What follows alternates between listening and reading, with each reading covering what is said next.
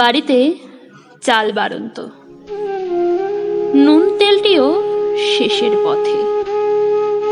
ক্ষুধার জ্বালায় পেট জ্বলছে, সেই খবর কি আর কেউ রাখে?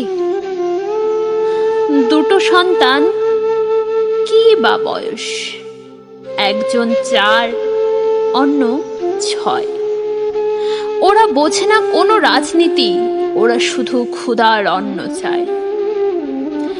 সেদিন যখন তেরাঙ্গায় জড়িয়ে শহীদের সব পাড়ায় ঢুকেছিল, ফুল বর্ষণ জয়ধ্বনিতে কত শত লোক চোখের জল ফেলেছিল। ধন্য ধন্য বীর সন্তান, ধন্য মানব জনম। মৃত্যু তো সবারই হয়, কিন্তু জোটে কি কারো এমন মরণ?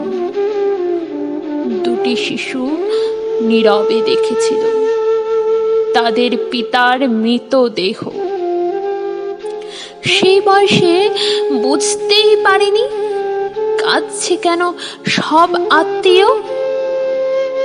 বুকের কাপড় সরে গিয়ে লজ্জা শরম সব বিসর্জন, সোহাগ চিহ্ন সব হারিয়ে বুক চাপড়ে সেদিন কেঁদেছিল একজন। হ্যাঁ, আমি সেই শহীদের স্ত্রী, যাকে সবাই সান্ত্বনা দিয়েছিল, তুমি সার্থক, সার্থক তোমার সিথির সিঁদুর। দেশের জন্য প্রাণ বলিদান, সত্যি তোমার স্বামী বীর বাহাদুর।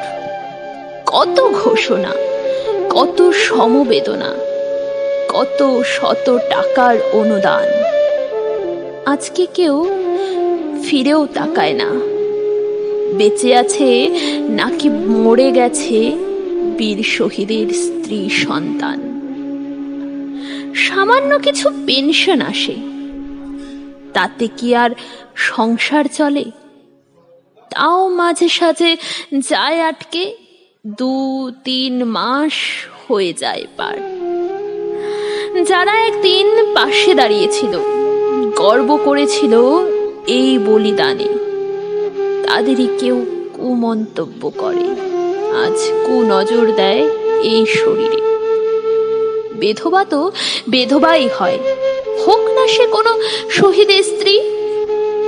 কান্না জমে মনের মাঝে, তবু 2 সন্তান আগলে বাঁচি। যতই সবাই গর্ব করুক, বাহবা দিক, কিন্তু আমি তো জানি ঠিক কতটা অসহায় এই শহীদের স্ত্রী।